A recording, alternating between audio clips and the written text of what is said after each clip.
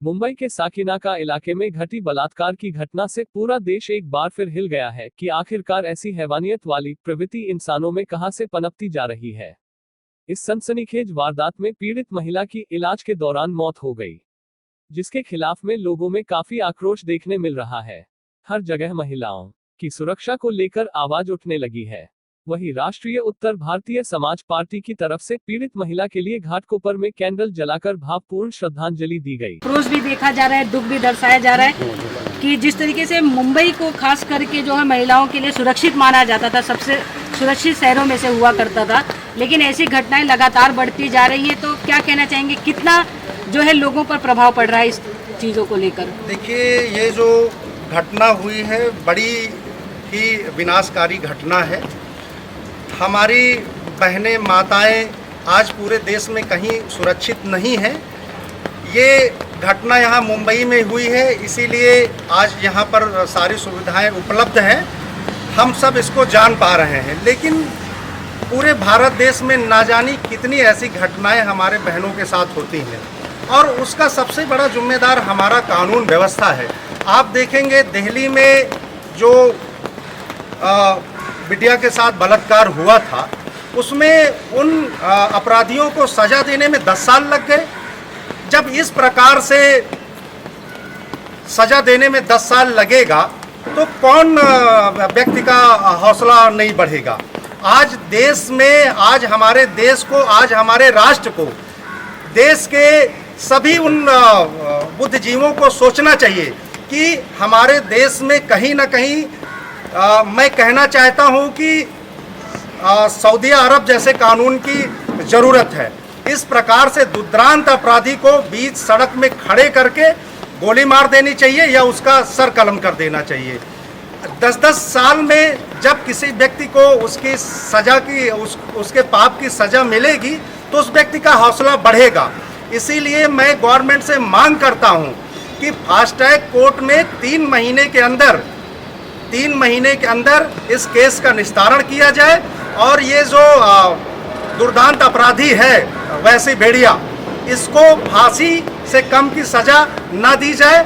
आप लोगों के माध्यम से जो जजेज हैं, आगे चल के जो इसको देखने वाले हैं, जज महानुभाव से मैं रिक्वेस्ट करता हूं कि कम से कम फांसी से नीचे की सज़ा इसके लिए मान्य नहीं होनी चाहिए, ताकि ये मिसाल बने और आगे चल के इस प्रकार के लोगों का हौसला टूटे। राष्ट्रीय उत्तर भारतीय समाज पार्टी पीड़ित महिला के लिए, परिवार के लिए क्या मांग करेगी सरकार? राष्ट्रीय उत्तर भारतीय समाज पार्टी मांग करती है कि आज बहन पीड़ित महिला हमारे बीच में नहीं है, लेकिन उसके 2 छोटे छोटे बच्चे हैं, उसका परिवार है। तो उसके 2 छोटे बच्चों के लिए, उसके परिवार के लिए राज्य सरकार 50 लाख रुपए और केंद्र सरकार 50 लाख रुपए, केंद्र सरकार और राज्य सरकार दोनों मिल करके 50-50 लाख रुपए दे, ताकि उसके बच्चों का भविष्य सुनहरा हो सके। और जो उनके माँ के साथ हुआ है वो तो बड़ा निंदनीय विषय है। अब उनके बच्चों के जीवन में क्या प्रभाव पड़ेगा, वो बेचारे छोटे छोटे बच्चे क्या सोचेंगे अपने माँ को लेकर के, ये हमारे समाज के लिए एक बहुत बड़ा प्रश्न चिन्ह है। मैं देखिए, जब ऐसी कोई घटना होती है 2 दिन में हम जाते हैं, श्रद्धांजलि देते हैं, और 2 दिन में हम भी भूल जाते हैं, हमारे देश की मीडिया भी भूल जाती है। और मैं अपने देश के मीडिया से भी अनुग्रह करता हूं कि इस प्रकार के जो मैटर होते हैं उसमें एक अलग तरीके की मीडिया है वो भी एक ऐसी टीम बनाए कि लगातार उसको डे बाय डे उसको फॉलो किया जाए, और वो सरकार के स्तर में भी एक ऐसी टीम बननी चाहिए। मैं देखिए, देखने को मिलता क्या है कि जो इस प्रकार के दुर्दांत अपराधी होते हैं उनके वकील भी ऐसे ही होते हैं। वो कहीं ना कहीं पैसे के लिए लॉयर छुड़ाने की कोशिश करते हैं, और फिर हमारा सरकारी पक्ष वो कमज़ोर पड़ जाता है। हमने बहुत सारी चीज़ों में देखा है कि सरकारी पक्ष किस प्रकार से कमज़ोर पड़ता है। आज हमारे देश के सरकारों को भी सोचना चाहिए कि किसी तरीके से सरकार का पक्ष, जो विक्टिम है, जो जिसके साथ ये कार्य हुआ है, उसको न्याय मिलना चाहिए। और देखिए, 10 साल में अगर आप किसी को न्याय देते हैं तो न्याय नहीं, वो अन्याय कहलाता है। न्याय तुरंत होना चाहिए। देखिए, मातोश्री अहिल्याबाई होलकर ने बहुत जगह पे, आप उनकी हिस्ट्री पढ़िए, बहुत जगह पे उन्होंने ऐसा ऐसा न्याय किया है। उस जमाने में जिस समय हमारे देश में लोकतंत्र नहीं था, राजतंत्र था, आज से अच्छा तो हमारे राजा महाराजा लोग न्याय करते थे। जब ये लोकतंत्र नहीं था, राजशाही थी। आज तो लोकतंत्र है, फिर इतना देर से न्याय क्यों होता है?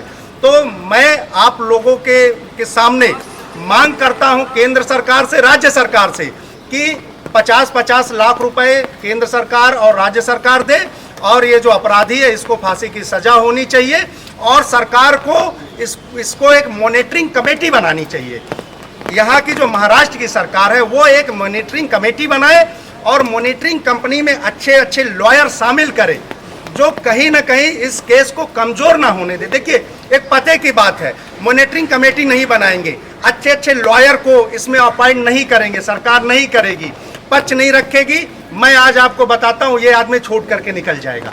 अगर इसको मजबूत करना है, सरकार की नीयत साफ है, तो एक मॉनिटरिंग कमेटी बनाए और इसको ज़्यादा से ज़्यादा निगरानी में इसको फांसी तक इस आदमी को पहुँचाए। विजय जी, ये जानना चाहेंगे, जिस तरीके से अभी आपने कहा कि जो महिलाएं होती हैं उनको कपड़े पहनने की सहूलियत दी जाती है कि भाई तुम ऐसे पहनो, क्या जो हमारे पुरुष वर्ग हैं उनको ये सारी चीज़ों के बारे में जानकारी नहीं, बचपन से ही उनको ये चीज़ें नहीं सिखाया जाना चाहिए, किस तरीके से महिलाओं की इज्जत की जानी चाहिए? बिल्कुल, देखिए ऐसा है ना कि इस संसार में जो भी जन्म लिया है अपने माँ के ही गर्भ से लिया है, लेकिन ये समाज हमेशा से पुरुष प्रधान रहा है। महिलाओं की इज्जत होती कहाँ है इस समाज में?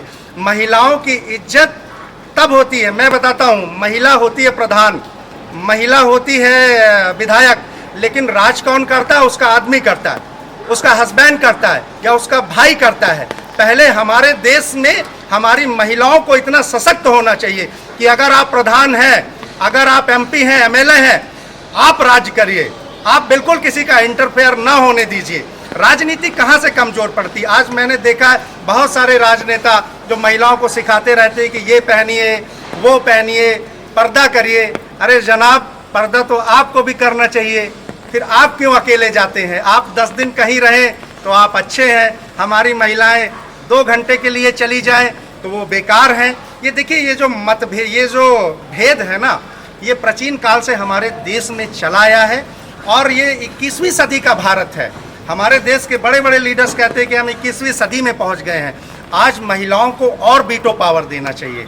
महिलाओं को जितना वीटो पावर मिलेगा, देखिए मैं आपको बताता हूँ, जहाँ पर हमारी महिला अधिकारी होती हैं या महिला सांसद होते हैं, ये महिला विधायक होती हैं, वहाँ पे भ्रष्टाचार बहुत कम होता है, क्योंकि हमारे महिलाओं के हृदय में एक माँ का, एक बहन का दर्द ही पनपता है। तो मैं, देखिए, राष्ट्रीय उत्तर भारतीय समाज पार्टी आगामी भविष्य में जैसे जैसे बढ़ेगी, 50% महिलाओं को टिकट देने के लिए हम प्रतिबद्ध हैं, और महिलाओं के लिए राष्ट्रीय उत्तर भारतीय समाज पार्टी आगामी भविष्य में एक टास्क फोर्स बनाएगी, जो मुंबई का पूरे देश में महिलाओं के लिए हम काम करेंगे। Thank you. Thank you.